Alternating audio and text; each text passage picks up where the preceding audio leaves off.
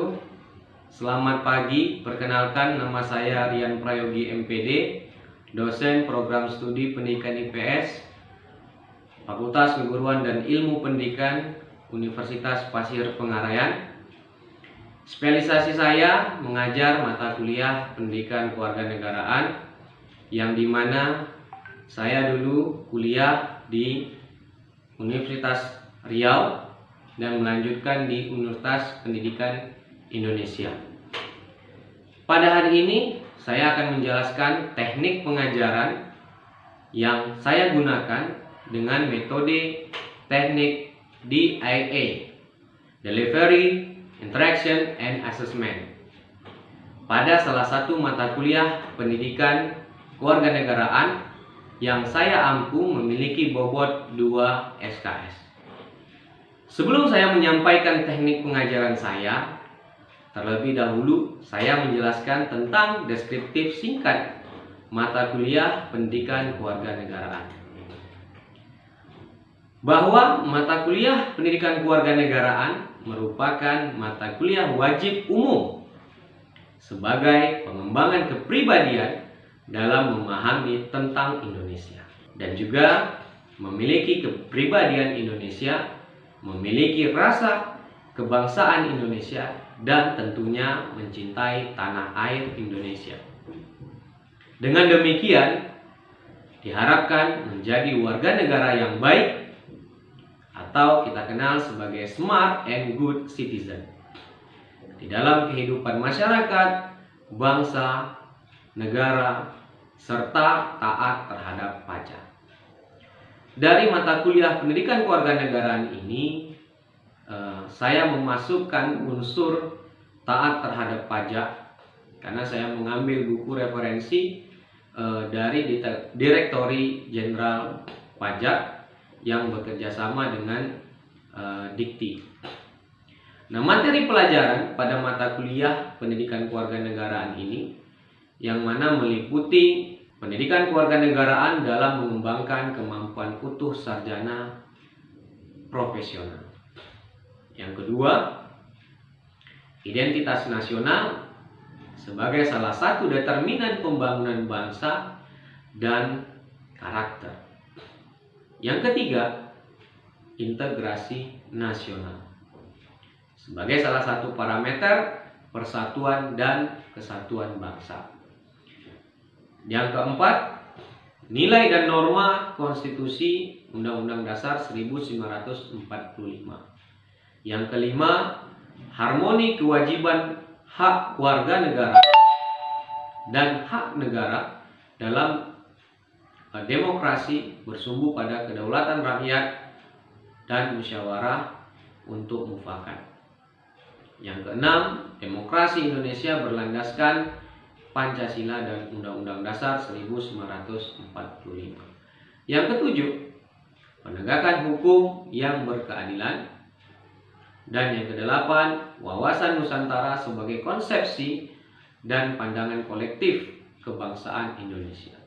Yang kesembilan, ketahanan nasional dan bela negara bagi Indonesia membangun komitmen kolektif kebangsaan. Dan terakhir, pemecahan masalah sadar pajak, radikalisme, anti narkoba, serta tertib lalu lintas. Yang dimana luaran dari akhir semesternya ialah membuat Project Citizen. Selanjutnya, saya akan menjelaskan teknik pengajaran saya dengan menggunakan metode DIA. Yang pertama, delivery. Saya menggunakan strategi tim investigasi, yang dimana saya membuat kelompok dari 5 sampai 7 kelompok dengan memberikan permasalahan yang ada di masyarakat. Dan selanjutnya, everyone is teacher here, yang dimana setiap mahasiswa bisa menjadi guru yang aktif dan ikut serta dalam proses pembelajaran. Sehingga aktivitas pembelajaran berpusat pada mahasiswa yang kita kenal sebagai student center learning dengan menggunakan metode pembelajaran hibrid serta project based learning, sehingga di akhir semester menghasilkan project citizen yang merupakan tugas dari mahasiswa. Nah, sistem pembelajaran ya, karena kita menggunakan sistem hybrid learning, saya menggabungkan sistem pembelajaran asinkronus dan pembelajaran sinkronus. Yang dimana dari setiap pertemuannya itu baik di pertemuan pertama sampai di pertemuan 16 kita melakukan minggu pertama itu asinkronus, yang minggu kedua sinkronus. Yang kedua adalah interaction, ya, yang dimana upaya yang kami lakukan karena kita di masa pandemi ini untuk menjaga komunikasi antara mahasiswa dengan dosen, ya, baik kita menggunakan berbagai platform, baik itu aplikasi Zoom serta menggunakan WA chat. Nah, begitu juga bagi mahasiswa yang tinggal di daerah, kita juga menggunakan smart learning yang merupakan pembelajaran asinkronus. Begitu juga dengan menggunakan Google Classroom, serta dalam pengumpulan tugas bisa menggunakan email maupun video pembelajaran. Yang terakhir adalah asesmen. Nah, sistem penilaian dari hasil belajar mahasiswa ini ya selalu kita sepakati dalam forum kontrak perkuliahan, ya, dengan mengutamakan prinsip keadilan, objektivitas, dan transparan. Sistem penilaian itu ya kita mulai dari kehadiran yang dimana dengan bobot 10%, dilanjut dengan tugas individu itu ada 10%. Nah, individu ini tugasnya berupa kuis baik dari materi 1 sampai materi 3. Nah, sementara untuk ujian tengah semesternya itu di pertemuan 8, nah yaitu bobot materinya itu adalah di pertemuan 1 sampai pertemuan 7. Nah, bobot penilaiannya ialah 30%. Nah, sementara tugas kelompok, nah itu di pertemuan 12 dan 15.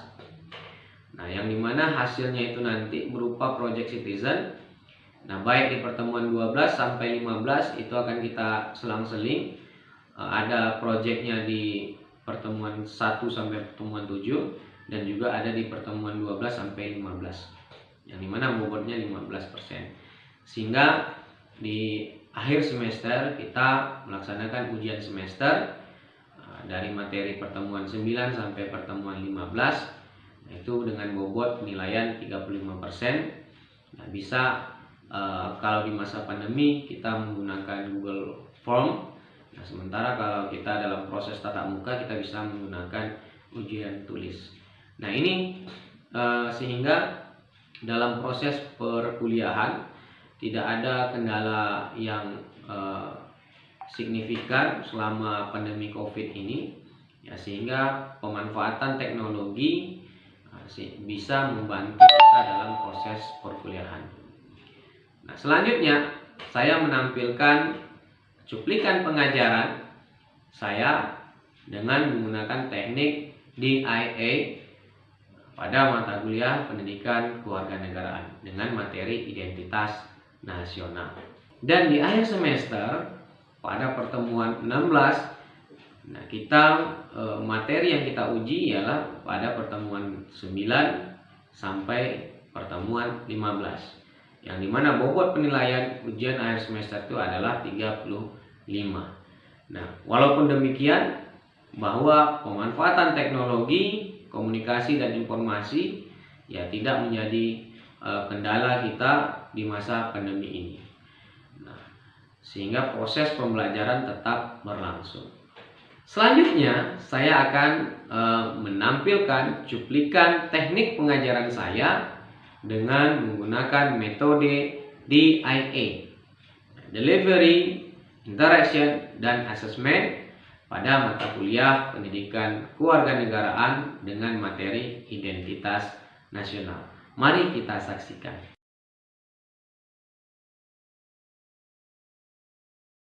Warahmatullahi wabarakatuh. Waalaikumsalam warahmatullahi wabarakatuh. Apa kabar semuanya? Alhamdulillah. Baik? Baik. Sehat? Sehat. Oke, alhamdulillah. Hari ini kita memulai perkuliahan kita dengan mengucapkan Bismillahirrahmanirrahim. Karena dalam proses perkuliahan itu kita tetap harus berdoa supaya diberikan ilmu pengetahuan oleh Allah Subhanahu wa taala. Nah, untuk pada materi kita kali ini dalam mata kuliah pendidikan kewarganegaraan, yakni kita membahas tentang identitas nasional. Tapi sebelum itu, berhubung sekarang di masa pandemi COVID-19, tentu kita harus mengikuti protokol kesehatan dengan mencuci Tangan. habis itu Memakai pakai masker dan menjaga jarak. menjaga jarak. Nah, jadi Bapak harapkan kepada mahasiswa tolong jaga 3M. Oke, untuk materi kita kali ini mengenai identitas nasional ini ada capaian dalam mata kuliah yang dimana nantinya setelah mahasiswa mempelajari materi ini, mahasiswa mampu memahami dan menjelaskan esensi dan urgensi tentang identitas nasional. Nah, jadi bisa dilihat di slide ini, yang dimana sebagai salah satu determinan pembangunan bangsa dan karakter. Jadi setelah mempelajari materi ini, seperti apa identitas nasional? Bisa dipahami? Bisa. Nah, kita lanjut kepada materi kita mengenai esensi dan urgensi identitas nasional. Saya mau bertanya, apa itu identitas? Oke, silakan. Ya. Jadi identitas itu adalah segala sesuatu yang menunjukkan tentang diri kita dan juga bisa dibilang ciri-ciri dari setiap individu. Oke. Ada lagi? Seperti tanggal lahir, Ya. nama orang tua, jenis kelamin, warna kulit, dan lain sebagainya. Oke, bagus sekali. Nah, jadi identitas itu menunjukkan diri kita sebagai seorang individu. Umumnya seperti itu. Tetapi kalau kita lihat, identitas bukan hanya dari lingkungan keluarga saja, tetapi identitas itu juga berada atau bisa diposisikan di dalam lingkungan masyarakat, di dalam lingkungan bangsa. Jadi banyak konsepnya. Jadi kalau kita lihat identitas, kata identitas itu ya berhubungan dengan ciri atau penanda seseorang. Kalau Anda, kita sebagai contoh ya, orang dikenali dari nama, ya kan?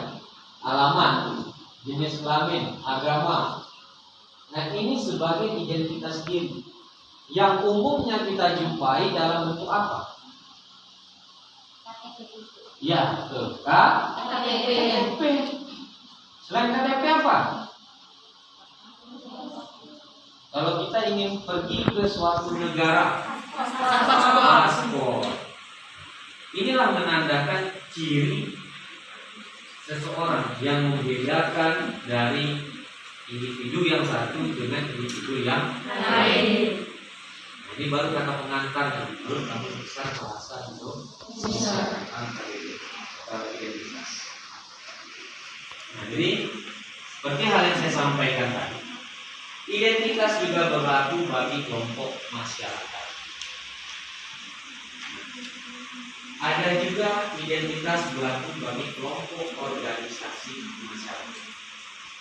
Ada juga identitas berlaku bagi keluarga. Dari identitas nasional mampu menjaga eksistensi dan kelangsungan hidup negara bangsa.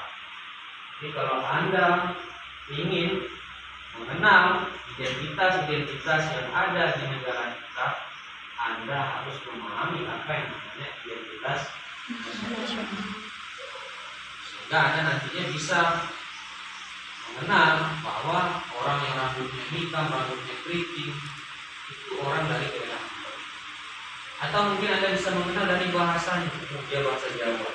Kok bahasa Jawanya lain? Kok ada yang tahu berarti dia orang Cirebon. Gitu.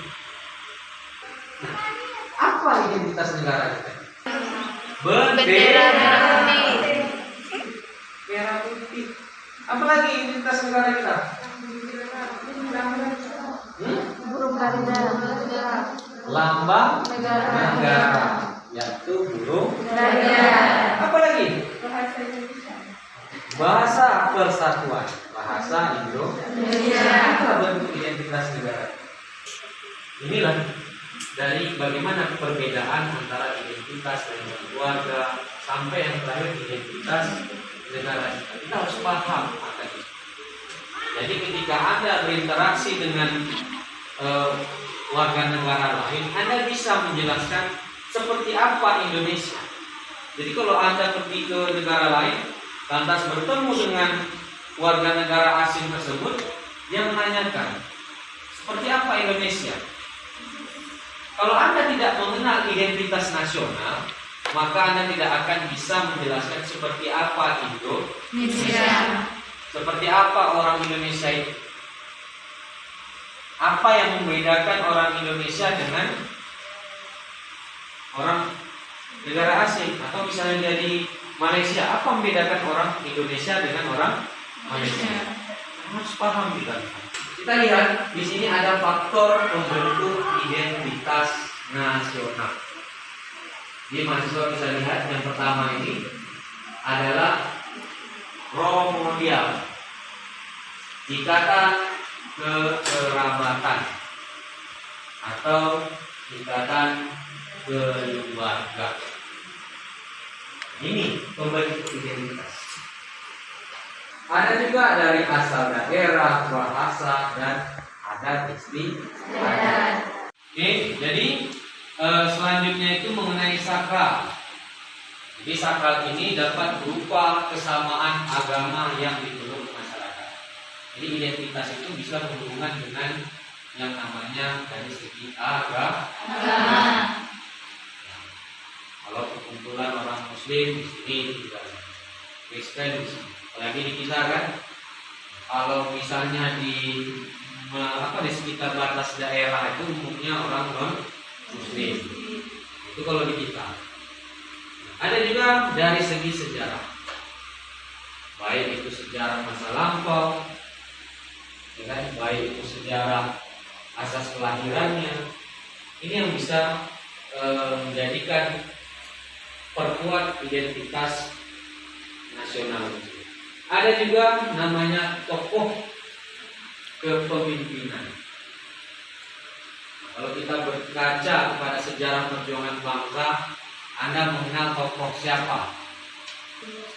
Insinyur Soekarno. Sebagai apa Insinyur Soekarno? Presiden pertama Republik Indonesia.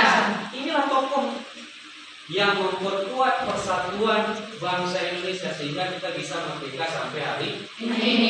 Tetapi kita tidak boleh lupa bahwa sebelum lahirnya Insinyur Soekarno, kita lebih dulu mengenal di daerah kita ini pahlawan nasional siapa? Suatu Tambusan, yang dimana berjuang mati-matian membela daerah kita, negara kita sebelum Indonesia merdeka. Nah, jadi kita tidak hanya melihat dari satu tokoh saja, kita bisa melihat dari berbagai latar belakang tokoh perjuangan bangsa ini. Ada pengikatnya, ialah Bhinneka Tunggal Ika. Walaupun berbeda-beda tetap satu jua. Itulah ya slogan atau semboyan yang selalu kita dengar di dalam sejarah perjuangan bangsa Indonesia yang mempererat persatuan Indonesia saat ini. Identitas nasional ini sebagai jati diri bangsa, bahwa jati diri inilah yang kita katakan sebagai pembentuk karakter. Jadi kalau kita mengenal dasar negara kita yang Pancasila, Yang dimana Pancasila itu diambil ataupun digali dari jati diri bangsa Indonesia. Setiap tingkah laku, setiap perbuatan masyarakat Indonesia itu digabungkan menjadi 5 dasar, ya kan? Di mana tingkah laku, perbuatan yang meliputi kepribadian masyarakat Indonesia diramu, digali menjadi sebuah identitas ataupun jati diri bangsa Indonesia. Nah, bersyukur kita memiliki yang namanya Pancasila sebagai dasar ideologi kita, pedoman kita dalam menjalankan kehidupan bernegara dan bermasyarakat. Nah, ini ya. Ada 2 jenis identitas, bisa Anda lihat secara sosiologis, politis tentang identitas nasional. Ada identitas primer, di mana identitas primer ini lalu disebut sebagai identitas etnis atau identitas budaya. Tadi sudah kita kelompokkan apa itu identitas. Ini kita bagi lagi kelompok identitas. Ada namanya identitas sekunder, yang dimana identitas sekundernya adalah identitas yang dibentuk atau direkonstruksi berdasarkan hasil kesepakatan bersama. Ini kalau kita kaji sebelum kita merdeka. Ini setelah kita merdeka. Apa yang membedakan ini dengan ini? Padahal kita tahu bahwa identitas primer ini yakni identitas yang mengawali terjadinya identitas sekunder. Sebelum kita merdeka, kita sudah mengenal identitas yang namanya primer. Dari kedaerahan, dari unsur kerajaan, ada masa ini, inilah kita kenal identitas. Maka kalau kita orang-orang dulu kita mengenal 5 luha, 5 kerajaan, luha yang paling tua luha Tangusai, luha Rambang, luha Pekenuhan, luha Kunto, dan luha Rombang. Nah, ini kerajaan yang dulunya kita kenal sebagai identitas primer. Sampailah ke atas kesimpulan. Ada yang ingin bertanya? Saya persilakan. Silakan. Ya, sebutkan nama. Merah, saya Tazkiyah Rahmah dari semester 5. Ingin bertanya, sebagai seorang warga negara Indonesia, apa yang harus kita lakukan untuk menjaga identitas nasional negara kita? Oke, terima kasih. Pertanyaannya bagus sekali. Jadi seperti apa yang harus kita lakukan untuk menjaga identitas nasional? Yang pertama, Anda harus memiliki kesadaran akan nilai-nilai kepribadian maupun karakter bangsa Indonesia. Ketika Anda berinteraksi dengan lingkungan masyarakat atau berinteraksi dengan teman Anda harus mengutamakan nilai-nilai karakter yang ada di dalam Pancasila. Baik itu sila pertama, sila kedua, ketiga, keempat, kelima. Yang dimana nilai-nilai itu tadi di dalam Pancasila itu membentuk sebuah identitas nasional. Yang dimana nilai-nilai di dalam sila pertama itu tadi bisa membentuk kepribadian Anda menjadi lebih baik. Sehingga apapun yang Anda lakukan, apapun yang Anda perbuat, itu mencerminkan nilai-nilai Pancasila. Itu yang pertama harus kita lakukan. Yang kedua, ya kita harus sama-sama menghargai pendapat orang lain. Ya kita hargai, walaupun kita berbeda-beda pendapat, kita tetap menghargai. Jangan kita melakukan diskriminasi karena gendernya kah, karena rasnya kah. Nah itu akan merusak yang namanya identitas nasional. Apalagi mengenai apa. Dan yang terakhir, ya kita harus banyak mengenal identitas dari daerah kita, dari identitas negara kita, atau identitas bangsa kita, sehingga ya kita bisa menjaga melestarikan identitas nasional kita. Nah, untuk mahasiswa yang sekarang ini, ya perlu mencari tahu seperti apa orang Jawa, seperti apa orang Melayu, orang Batak, orang Minang. Nah, agar menjaga yang namanya kerukunan tadi. Nah, itu ya, terima kasih. Ada lagi yang ingin bertanya? Oke, silakan. Assalamualaikum warahmatullahi wabarakatuh. Waalaikumsalam warahmatullahi wabarakatuh. Saya Yuniati dari semester 5 ingin bertanya, apakah budaya Indonesia yang beraneka ragam dapat menjadi identitas nasional? Nah, oke, terima kasih. Baik, untuk pertanyaan itu sudah saya jelaskan tadi ya di awal bahwa pembentuk identitas nasional itu ada yang namanya dari segi primordial. Nah, ini bahwa ikatan kekerabatan baik itu dia keluarga, suku, daerah, bahasa dan adat istiadat, inilah pembentuk yang namanya identitas. Jadi kalau kita berbicara mengenai budaya, tentu budaya itulah mencerminkan identitas. Identitas apa? Identitas kelompok masyarakat. Bisa jadi menjadi identitas nasional. Yang dimana mungkin kalau kita lihat sekarang ini, kalau tradisi yang ada di Rokan Hulu, contohnya adalah upah. Di Medan ada upah, ya kan? Di Sumbar ada upah.